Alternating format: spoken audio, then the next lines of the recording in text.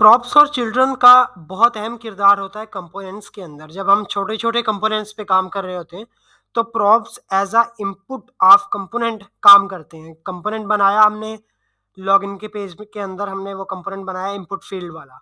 अब उसके अंदर हमें अगर कोई वैल्यू देनी है, तो वो हम उस कंपोनेंट के इनपुट में मीन्स एज़ अ प्रॉप उसे पास करेंगे, तो वहाँ तक वो पहुँच सकती है।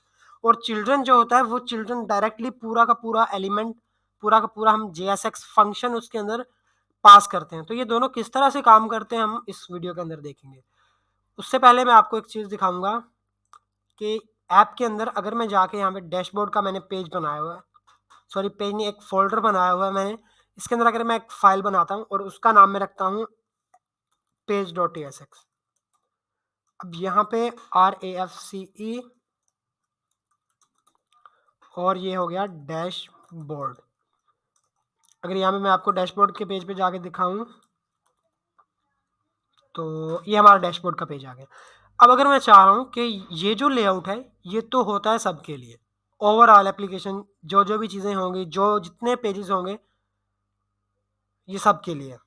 मैं चाह रहा हूँ कि डैशबोर्ड के लिए एक अलग लेआउट बने, जिसके अंदर डैशबोर्ड के आगे जितने भी पेजेज़ हों, उनके लिए वो यूज़ हो। तो उसके लिए मैं यहाँ पे एक लेआउट डॉट टीएसएक्स की फ़ाइल बना सकता हूँ और इसके अंदर मैं लेआउट डैशबोर्ड लेआउट, ठीक है, ये मैंने नाम रख दिया। अब अगर आप देखें यहाँ पे, तो यहाँ पे आ रहा है डैशबोर्ड लेआउट। डैशबोर्ड लेआउट आ रहा है, लेकिन हमारा ये पेज वाला कंपोनेंट नहीं आ रहा। मीन्स के डैशबोर्ड नहीं लिखा आ रहा, डैशबोर्ड लेआउट आ रहा है। वो इसलिए आ रहा है क्योंकि यहाँ पे चिल्ड्रन का कंसेप्ट होता है कि लेआउट जो है वो सबसे पेरेंट है, जो जाएगा लेआउट से होके जाएगा। अब लेआउट पे हमने सिर्फ ये लगा दिया, तो मतलब पूरी पूरी डैशबोर्ड के पेज पे, अगर मैं डैशबोर्ड के पेज के अंदर एक और पेज बना दूं ऐड का, तो ऐड के पेज के अंदर RAFCE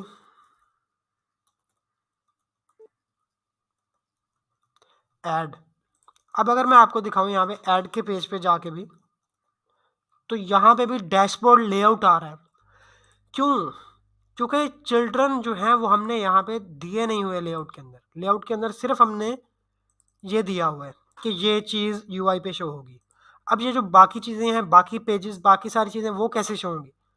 वो यहाँ से शो होंगी, और वो होंगी ऐसे कि यहाँ पे हमें पैरामीटर के अंदर इनको आर्ग्यूमेंट कहते हैं, लेकिन यहाँ पे ये प्रॉप्स और चिल्ड्रन होते हैं। यहाँ पे हमें एक मिलता है चिल्ड्रन।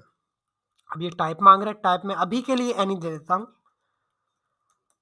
और यहाँ पे मैं आपको लॉक करवा के चेक करवाता हूँ कि ये चिल्ड्रन किस तरह से आते हैं।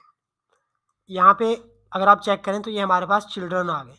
अब चिल्ड्रन के अंदर हमारे पास प्रॉप्स आ गए, मीन्स के प्रॉप्स चिल्ड्रन के अंदर होते हैं। हम प्रॉप्स को डायरेक्टली ऊपर से डिस्ट्रक्चर कर सकते हैं। ये हमारे चिल्ड्रन आ गए। चिल्ड्रन मीन्स के ये जो हमारा पेज बना हुआ है, ये पूरा जीएसएक्स, ये पूरी जीएसएक्स, ये सारे चिल्ड्रन हैं। तो अगर अब मैं चिल्ड्रन को डायरेक्टली यहाँ पे शो करवाऊँ, तो क्या होगा कि मेरे यहाँ पे चिल्ड्रन भी आ गए। अब ये फ़र्ज़ करें, इसको मैं रख रहा हूँ कि ये है हमारा नेवबार,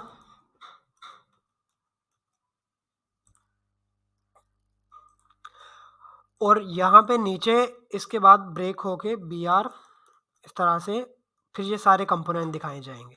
मीन्स के ये हमारा नेवबार आ गया और ये ऐड आ गया। अब अगर मैं ये ऐड के पेज से हटूंगा, तो नेवबार वैसे का वैसे रहेगा, लेकिन नीचे डैशबोर्ड चेंज हो गया। मीन्स के हमारा लेआउट जो है वो डैशबोर्ड के आगे जितने पेजेस होंगे सब पे अप्लाई होगा, लेकिन डैशबोर्ड के अलावा वो लेआउट नहीं अप्लाई होगा। तो ये हो गया हमारा लेआउट अलग अलग फाइल के लिए अगर आपने बनाना है। तो यहाँ पे डैशबोर्ड के अंदर अगर आप लोडिंग का कोई कंपोनेंट बनाते हैं, तो वो इन सब पे अप्लाई होगा। सब पे मीन्स के इसके अंदर जितने भी पेजेस होंगे सब पे। अब हम आते हैं प्रॉप्स की तरफ। यहाँ पे लॉगिन का पेज है। अब इस लॉगिन के पेज के अंदर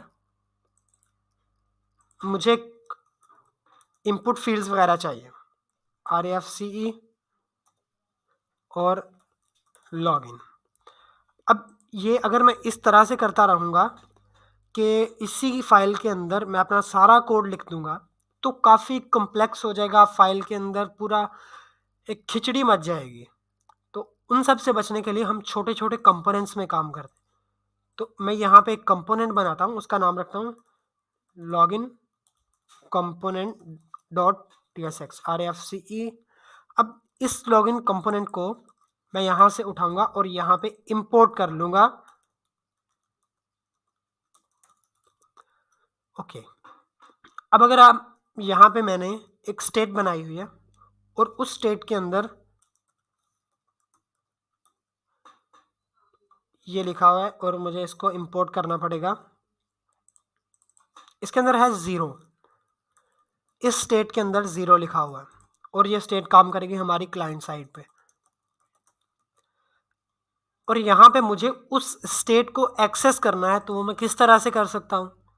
ये स्टेट मुझे यहाँ पे चाहिए। मैं इस पे कोई लगा रहा हूँ कि if this state is equal to 0 then show 1 and if not 0 then show 2 और एनी अदर थिंग।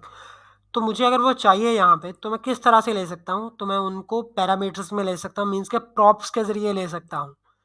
वो मैं कैसे ले सकता हूँ कि मुझे यहाँ पे ये जो फर्स्ट है, इसको यहाँ पे first is equal to first, यहाँ पे आप कोई भी नाम रख सकते हैं जैसे वैल्यू, लेकिन यहाँ पे जो नाम होगा वो नाम यहाँ पे हम रिसीव करेंगे इस तरह से।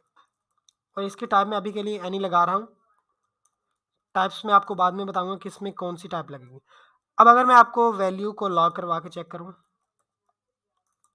वैल्यू, तो वैल्यू के अंदर मेरे पास क्या आएगा? आएगा लॉगिन के पेज पे, लॉगिन के पेज पे मेरे पास कंसोल में वैल्यू आएगी। लॉगिन के पेज में मेरे पास अभी तो कुछ भी नहीं शो हो रहा, कुछ शो करवा देते हैं। और यहाँ पे मेरे पास वैल्यू आ गई। तो अब ये वैल्यू 0 आ रही है, मीन्स के वैल्यू हमारे पास डायरेक्टली आ गई। क्यों आई? क्योंकि हमने डायरेक्टली डिस्ट्रक्चर किया। अगर मैं ऐसे डिस्ट्रक्चर नहीं करता तो देखते हैं यहाँ से डायरेक्टली, अगर मैं प्रॉप्स ले लेता हूँ, प्रॉप्स, और आप अब प्रॉप्स को डायरेक्टली देखें कि प्रॉप्स के अंदर क्या चीज़ है। प्रॉप्स के अंदर इस तरह से हमें मिल रहा है कि वैल्यू है और उसकी वैल्यू 0 है। प्रॉप्स, प्रॉप्स क्या है? ये जो हम यहाँ पे सारे पास करेंगे ये प्रॉप्स है, और उनके अंदर हर एक प्रॉप की एट्रीब्यूट की और वैल्यू है। इस तरह से ये काम करता है। तो हमने यहाँ पे वैल्यू नाम से एक फर्स्ट की स्टेट को पास किया, यहाँ पे ले लिया। अब प्रॉप्स के अंदर हमें अलग अलग से प्रॉप्स डॉट वैल्यू लिखने की जगह पे हम डायरेक्टली यहाँ पे डिस्ट्रक्चर करवा सकते हैं वैल्यू, और वैल्यू अगर 0 है तो हम यहाँ पे वैल्यू अगर 0 है तो नॉट, और अगर 1 है तो यस। तो अब यहाँ पे नॉट आ गया, क्यों? क्योंकि ये 0 है। अब एक और चीज़ है, वो चीज़ ये कि यहाँ पे भी चिल्ड्रन का कॉन्सेप्ट है। मतलब इसको मैं हटाता हूँ और इसको भी हटाता हूँ। अब अगर इसको मैंने एक टैग के अंदर इस तरह से पूरा टैग ओपन, ओपनिंग टैग और क्लोजिंग टैग इस तरह से अगर मैंने लगा दिया, तो अब यहाँ पे चिल्ड्रन का कंसेप्ट आ जाता है। और याद रहे कि आप चिल्ड्रन और प्रॉप्स दोनों को एक टाइम पे यूज़ कर सकते हैं, मीन्स के वैल्यू और चिल्ड्रन दोनों को ले सकते हैं। अब अगर मैंने वहाँ पे इस तरह से लगा दिया तो मुझे यहाँ पे चिल्ड्रन रिसीव करना पड़ेगा। ओके, तो अब यहाँ पे ये जो चिल्ड्रन होगा इसको मैं यहाँ पे डायरेक्टली लॉग करवा सकता हूँ, सॉरी लॉग नहीं, रेंडर करवा सकता हूँ। अब चिल्ड्रन के अंदर क्या आएगा जो मैं यहाँ पे पास करूँगा? अब ये देखें, यहाँ पे SDF आ गया। क्यों आया? क्योंकि ये जो मैंने पास किया यहाँ पे, ये हमारा चिल्ड्रन एज ए चिल्ड्रन यहाँ पे आ गया और उसको हमने यहाँ पे डायरेक्टली शो करवा दिया। और अब मैं इसके साथ पैरामीटर ले सकता हूँ, जैसे वैल्यू, वैल्यू, वैल्यू मुझे यहाँ पे देनी, वैल्यू कहाँ पे दूंगा? मैं यहाँ पे दूंगा वैल्यू। वैल्यू के अंदर क्या होगा? फर्स्ट। ठीक है, अब मैं वैल्यू को भी लॉक करवा सकता हूँ या यहाँ पे इस तरह से शो करवा सकता हूँ। तो वैल्यू 0 आ गई और SDF आ गया जो हमने यहाँ पे टाइप किया हुआ था। अब यहाँ पे प्रॉप्स जो है उससे ज़्यादा यहाँ पे लॉगिन ये जो हमारे चिल्ड्रन हैं इनको यूज़ किया जाता है। प्रॉप्स अपनी जगह पे यूज़ होते हैं, चिल्ड्रन अपनी जगह पे यूज़ होते हैं। प्रॉप्स को आप यूज़ करते हैं जब आपको सिर्फ़ स्टेट वगैरह डेटा पास करना होता है अगले कंपोनेंट के अंदर। लेकिन आप चिल्ड्रन तब यूज़ करते हैं जब आप रीयूजेबल कंपोनेंट बना रहे होते हैं। जैसे आपने बटन बनाया, एक बटन है पूरी वेबसाइट में वही बटन यूज़ होगा। तो आपने बटन बना के रख दिया। अब बटन जो है उसके अंदर आपने स्टाइलिंग करनी है।